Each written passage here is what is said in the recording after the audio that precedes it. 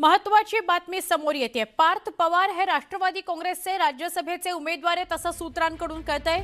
सोमवारी झालेल्या बैठकीमध्ये यावर शिक्कामोर्तब झालं असं सूत्रांकडून कळतंय। राष्ट्रवादी काँग्रेसच्या कोर कमिटीच्या बैठकीमध्ये हा निर्णय झालेला आहे।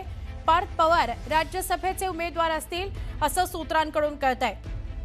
सुनेत्राताई पवार या राज्यसभेवर होत्या, तिथून त्या उपमुख्यमंत्री झाल्यानंतर राज्यसभेवरची जी जागा रिकामी झालेली आहे तिथे राष्ट्रवादी काँग्रेसचे राज्यसभेचे उमेदवार म्हणून पार्थ पवार यांच्या नावाची चर्चा होती, त्यावर शिक्कामोर्तब झालंय असं कळतंय। काल बैठक झाली राष्ट्रवादी काँग्रेसची, त्यात निर्णय झालाय अशी माहिती समोर येते।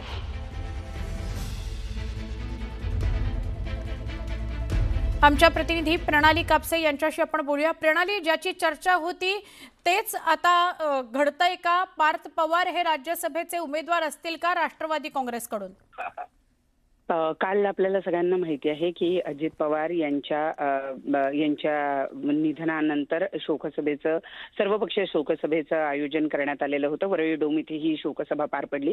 साधारणतः 8:30 पावणे 9ला ती संपली आणि त्यानंतर 9:30 वाजता अगदीच वरळीच परिसरामध्ये असलेल्या प्रफुल्ल पटेल यांच्या निवासस्थानी ही कोर कमिटीची बैठक पार पडली आहे। कारण राष्ट्रवादी पक्षाचे सगळे महत्त्वपूर्ण नेते काल उपस्थित होते। याच नेत्यांच्या उपस्थितीमध्ये पार्थ पवार यांच्या नावावर शिक्कामोर्तब झाल्याची सूत्रांची माहिती आहे। पार्थ पवार यांना राज्यसभेवर पाठवलं जाणार आहे, कारण सुनेत्रा पवार यांनी उपमुख्यमंत्री म्हणून आता जबाबदारी स्वीकारलेली असल्यामुळे त्यांची राज्यसभेची जागा ही रिकामी होणार आहे। ती जागा रिकामी झाल्यानंतर राष्ट्रवादीकडून कुणाचं नाव या ठिकाणी जाईल या संदर्भात गेले काही दिवस सातत्यानं चर्चा होती, परंतु आता या गोष्टीवर जवळपास शिक्कामोर्तब झाल्याची सूत्र माहिती आहे। राज्यसभेवर पार्थ पवार यांनाच पाठवलं जाणार आहे आणि त्या संदर्भातली जी काल बैठक पार पडली त्या बैठकीमध्ये सुद्धा पार्थ पवार यांच्या नावावर शिक्कामोर्तब झाल्याचं सूत्रांचं म्हणणं आहे। नक्की धन्यवाद माहिती दिल्याबद्दल प्रणाली।